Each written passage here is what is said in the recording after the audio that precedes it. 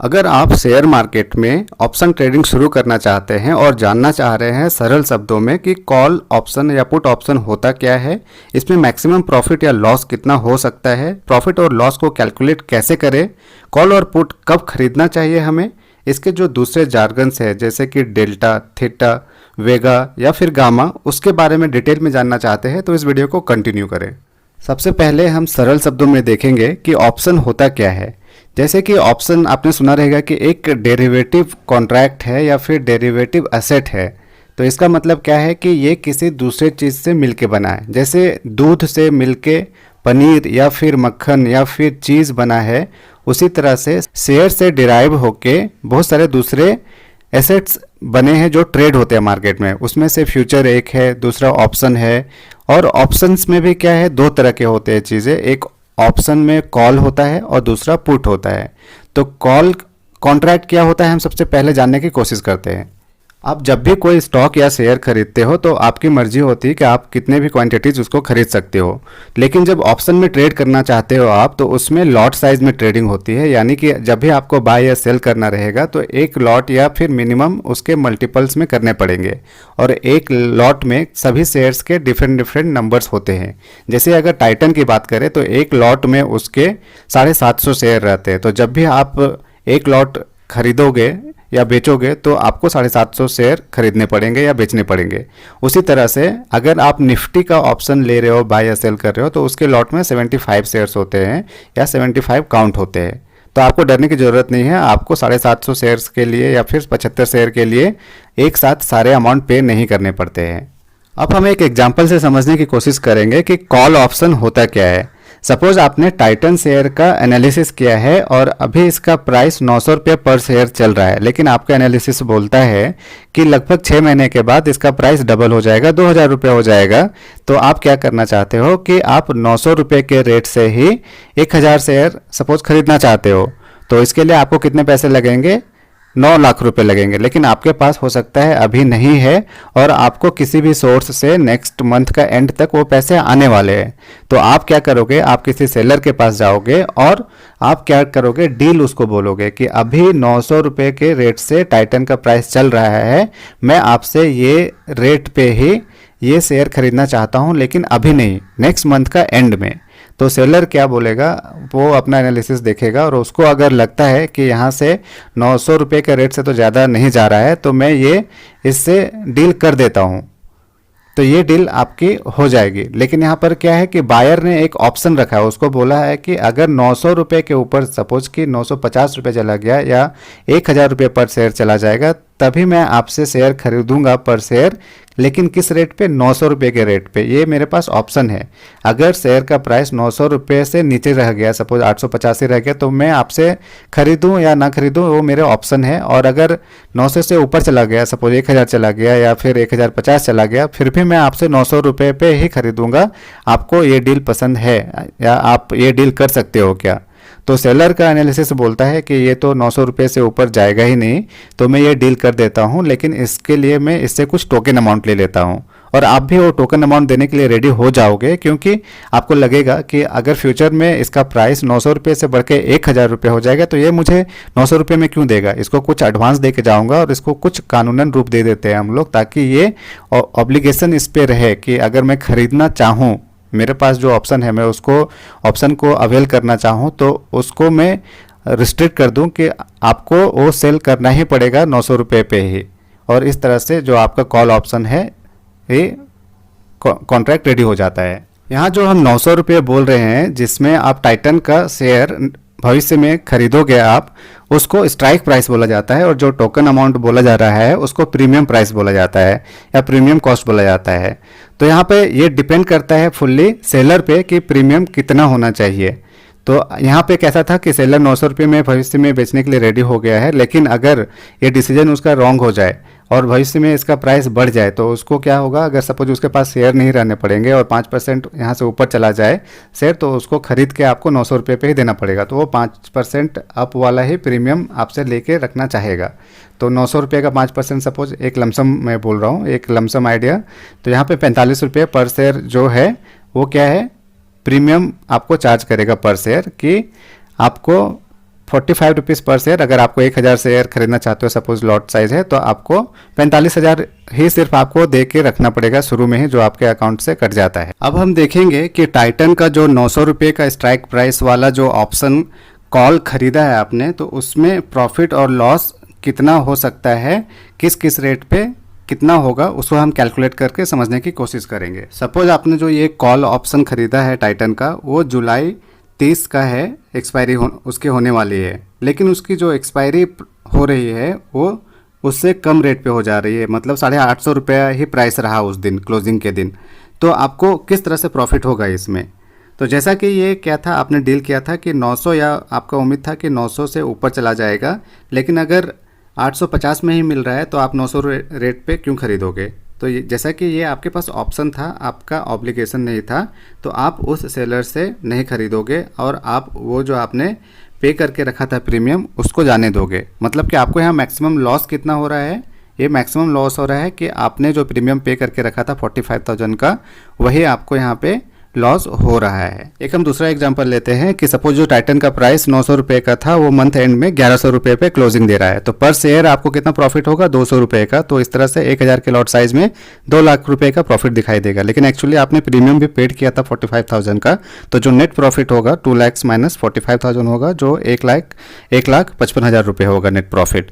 तो इसी तरह से सेलर को कितना लॉस होगा? उसको होगा 1,55,000 का ही लॉस, क्योंकि जो उसने ₹900 पर शेयर के हिसाब से आपको दिया, तो उसको खरीदना पड़ेगा ₹1100 का, क्योंकि अभी करंट प्राइस जो चल रहा है ₹1100 का है, तो किसी दूसरे से ₹1100 से लेके आपको ₹900 पे दे रहा है, तो ₹200 पर शेयर उसको लॉस हो रहा है। तो एक तरह से 1000 इंटू जो उनको ₹200 का लॉस हो रहा है, तो ₹2,00,000 का लॉस हो रहा है, लेकिन आपसे ₹45,000 का उसको प्रीमियम भी तो मिला था। इससे क्या हो जाएगा कि सिर्फ ₹1,55,000 का लॉस होगा। अब हम एक और एग्जांपल लेते हैं। सपोज कि जो टाइटन का शेयर है वो ₹900 पे ही क्लोजिंग दे रहा है, जितना स्ट्राइक प्राइस था उस पर ही क्लोजिंग हो रहा है। तो इस तरह से आपको बायर के रूप में कितना प्रॉफिट या लॉस होगा, और जो सेलर होगा उसका कितना प्रॉफिट या लॉस होगा। अगर आपने ₹900 पे ही स्ट्राइक पे शेयर खरीदा था और अभी ₹900 पे ही क्लोज हो रहा है, तो इस तरह से क्या होगा, आपको चाहो तो आप खरीद सकते हो या नहीं भी खरीद सकते हो। अगर आपका ऑप्शन है आप नहीं खरीदोगे उसको, तो आपको नेट लॉस कितना होगा? जो आपने प्रीमियम पेड करके रखा है 45,000 का, उतना ही लॉस होगा। अगर आप उससे खरीद भी लेते हो तो उस कैलकुलेशन से भी 45,000 का ही आपको लॉस होगा, कि 900 माइनस 900 इक्वल टू 0 हो जाएगा, और 1000 शेयर आपने खरीदा है तो 0 हो जाएगा यहाँ पे, और जो नेट आपने प्रीमियम पेड किया है एक्चुअली वही आपका लॉस हो रहा है। तो आप देख सकते हैं कि अगर आपने शेयर ₹900 पे खरीदा है, और इवन इफ अगर मार्केट क्लोज हो रहा है ₹900 पर भी, फिर भी आपको लॉस हो रहा है उस केस में। और कितना लॉस हो रहा है मैक्सिमम? वो है आपने जितना प्रीमियम पे करके रखा है। और इस केस में जो सेलर है उसको कितना फ़ायदा हो रहा है? जितना आपने उसको प्रीमियम पेड किया है, और इस केस में कितना है? वो 45,000 है। एक और हम लॉस का एग्जाम्पल लेके देखते हैं कि कितना लॉस होता है। अगर आपका जो स्ट्राइक प्राइस था 900 का, और वो क्लोजिंग दे रहा है थोड़ा सा ऊपर ही, लेकिन बहुत ज़्यादा ऊपर क्लोजिंग नहीं दे रहा है, सपोज 925 में क्लोजिंग दे रहा है, तो पर शेयर आपको कितना प्रॉफिट हो रहा है? ₹25 का। तो आपको जो नेट प्रॉफिट, जो एक्चुअली प्रॉफिट होगा 1000 शेयर में, वो होगा 25,000 का। और जो आपने प्रीमियम पे करके रखा था 45,000 का, तो इसलिए आपको जो एक्चुअल कितना क्या हो रहा है? लॉस ही हो रहा है। 45,000 माइनस 25,000 इक्वल टू 20,000। 20,000 का आपको लॉस हो रहा है, और जो सेलर था इसका, उसको 20,000 का प्रॉफिट होगा। वो कैसे हो रहा है? क्योंकि उसने आपको 900 के रेट से दिया शेयर, तो लेकिन उसको जो क्या था, उसने 925 पे खरीदा था, तो ₹25 पर शेयर उसको लॉस हो रहा है। तो इस तरह से कितना लॉस हो रहा है उसको? 25,000 का, लेकिन आपसे उसने 45,000 प्रीमियम लेके रखा था, तो उसको नेट प्रॉफिट ही हुआ 45,000 माइनस 25 इक्वल टू 20,000। अब हम देखेंगे कि हमें कॉल ऑप्शन कब बाय करना चाहिए कि हमें प्रॉफिट ही हो। जैसा कि अभी आप टेबल में हमने देखा कि 4 सिनेरियो में से 3 सिनेरियोज में जो बायर्स है कॉल का, उसको लॉस हुआ है, और सिर्फ एक जो सिनेरियो है उसमें प्रॉफिट हुआ है। और वो सिनेरियो कौन सा है? जब शेयर का प्राइस बढ़ता है, और थोड़ा सा नहीं बढ़ता है, एक्चुअली वो ज़्यादा बढ़ता है, बहुत ज़्यादा बढ़ता है, तभी आपको एक्चुअली प्रॉफिट होता है। और वो अमाउंट कितना होना चाहिए बढ़ने का?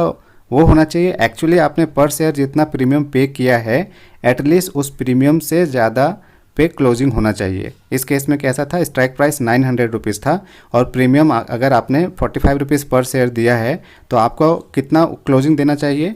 945 रुपीज़ से ऊपर होना चाहिए, तभी आपको प्रॉफिट होगा, क्योंकि उसके साथ आपको टैक्सेस भी कटेंगे आपके, और प्रीमियम जो आपने पे किया है वो भी आपको माइनस ही करना है। और हमें कॉल ऑप्शन कब सेल करना चाहिए? तो जैसा अभी हम लोगों ने टेबल में देखा कि 3 सिनेरियोज में हमें एज ए सेलर फ़ायदा हो सकता है। कब?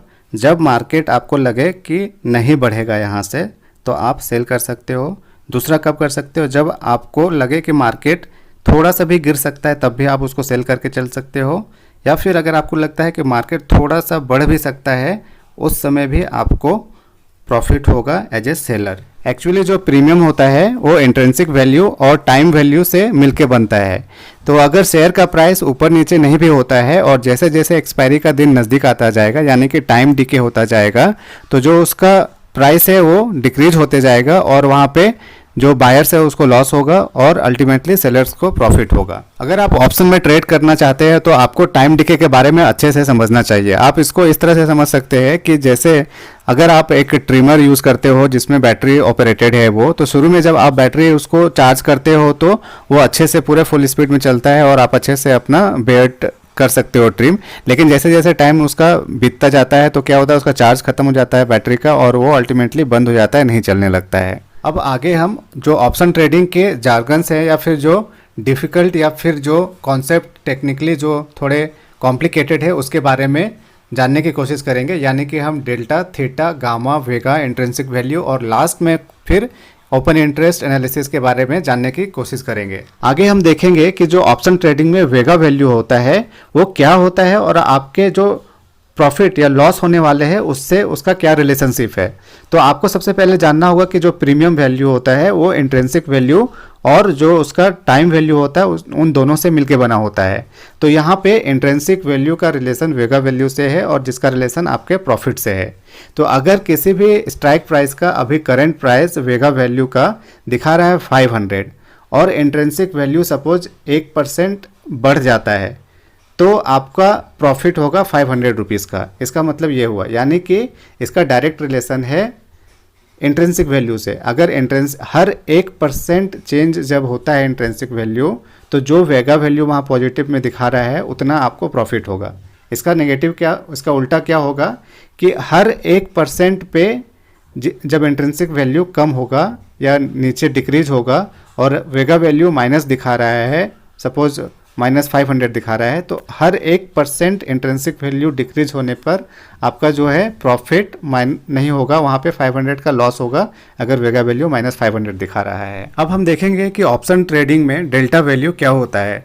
एक्चुअली जो डेल्टा वैल्यू है वो आपका जो ऑप्शन खरीदा हुआ है कॉल का या सेल किया हुआ है उसमें जो प्रॉफिट या लॉस होगा वो कितना होगा जब उसका जो एक्चुअल या फिर जो ओरिजिनल जो शेयर है उसका प्राइस में 1 रुपीज़ से वो ऊपर या नीचे होता है। सपोज आपके पास किसी भी कंपनी के किसी भी शेयर का ऑप्शन कॉल बाय किया हुआ है और उसका डेल्टा पॉजिटिव में 50 दिखा रहा है, +50 दिखा रहा है, तो उस शेयर जो अंडरलाइंग शेयर है उसका 1 रुपया जब प्राइस बढ़ेगा तो इसका मतलब ये है कि +50 रुपीज़ आपको मिलेंगे प्रॉफिट के रूप में।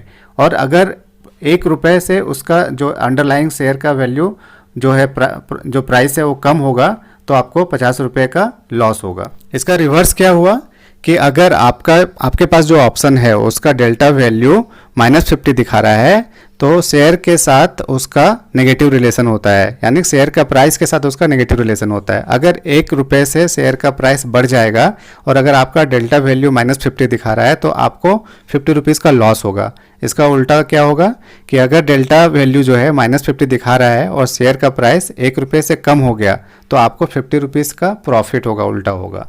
आगे हम देखेंगे कि जो ऑप्शन ट्रेडिंग में थीटा वैल्यू होता है उसका आपके प्रॉफिट और लॉस के साथ क्या रिलेशन होता है।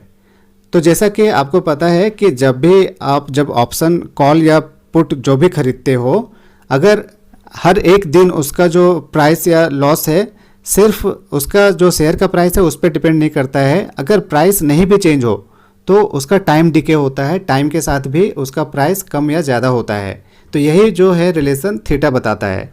अगर किसी भी शेयर का थीटा वैल्यू है वो अगर +500 दिखा रहा है, इसका मतलब ये हुआ कि अगले दिन अगर किसी भी तरीके से प्राइस में कुछ भी चेंज नहीं होता है तो फिर भी आपका जो प्रॉफिट है वो क्या होगा, 500 का होगा।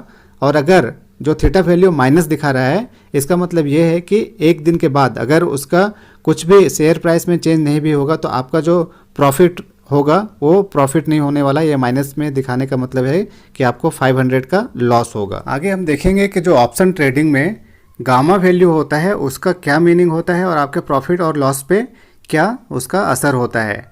तो सबसे पहले आपको जानना पड़ेगा कि जो गामा वैल्यू होता है एक लॉट पे आपका कोई भी असर नहीं होता है। अगर आप ट्रेड करते हो 10 या उससे ज़्यादा लॉट पे तभी गामा एप्लीकेबल होता है। जो गामा वैल्यू है वो आपको बताता है कि अगर जो अंडरलाइंग शेयर है उसके प्राइस में कितना चेंज होने पे उसके डेल्टा पे उसका क्या असर होगा। मतलब कि अगर किसी भी शेयर का प्राइस किसी भी वैल्यू से चेंज हो रहा है तो उससे जो डेल्टा होता है उसमें कितना चेंज होगा। गामा का वैल्यू हाईएस्ट होता है जब भी शेयर का प्राइस एट द मनी होता है, और जैसे जैसे ये इन द मनी की ओर या फिर आउट ऑफ द मनी की ओर जाने लगता है तो गामा का वैल्यू कम होने लगता है। अगर आप डिटेल में जानना चाहते हैं कि डेल्टा, थीटा, वेगा, गामा क्या होता है और इनको यूज़ करके आप से स्ट्रेटजीज बना सकते हो कि आपको प्रॉफिट ही प्रॉफिट हो और आपको लॉस ना हो, तो इस चैनल को आप लाइक कीजिए, सब्सक्राइब कीजिए, शेयर कीजिए अपने दोस्तों के साथ, और जो बेल आइकन है उसको भी दबा दीजिए ताकि जब भी मैं एक नया वीडियो लाऊंगा तो आप उस वीडियो को देख के अपना नॉलेज बढ़ा सके और अपने ट्रेड को प्रॉफिटेबल बना सके। इस चैनल में और भी वीडियोज़ है जैसे कि फंडामेंटल एनालिसिस कैसे किया जाता है, टेक्निकल एनालिसिस कैसे किया जाता है, टेक्निकल एनालिसिस में कौन से रेशियोज देखने चाहिए ताकि आपको प्रॉफिट हो, और दूसरे भी है जैसे कि आप जीरोधा में उसको कैसे मैक्सिमम ऑप्टिमाइज तरीके से यूज़ करें ताकि आपको प्रॉफिट हो और फास्ट ट्रेड ले सको। तो अगर आप इस तरह के वीडियोस में इंटरेस्टेड हो और आप इसका प्रॉफिट लेना चाहते हो तो चैनल में जो प्लेलिस्ट है उसको एक्सप्लोर। इसी तरह से कुछ दूसरे तरह के भी जो है प्लेलिस्ट है, जैसे कि कुछ शेयर्स के मैंने फंडामेंटल एनालिसिस किया है और उसको अपने लॉन्ग टर्म पोर्टफोलियो में आपको ऐड करना चाहिए कि नहीं चाहिए, उसका भी आप इन्फॉर्मेशन ले सकते हो। और दूसरे तरह के एक वीडियोज़ है जिसमें आप देख सकते हो कि ओपन इंटरेस्ट के रिलेटेड जितने भी है, चेंज इन ओपन इंटरेस्ट का क्या मतलब होता है, positive open interest, negative open interest का क्या मतलब होता है, और उनको देख के किसी भी शेयर का जो फ्यूचर में प्राइस कैसे होने वाला है कैसे प्रिडिक्ट कर सकते हो, कल का जो प्राइस है, या फिर इंट्राडे के लिए आप कैसे शेयर फाइंड कर सकते हो, उसके लिए भी मैंने बहुत सारे स्क्रीनर्स के रिलेटेड शेयर्स के बारे में डाल के रखा है। तो देखते रहिए और सीखते रहिए और प्रॉफिट बनाते रहिए। थैंक यू, धन्यवाद।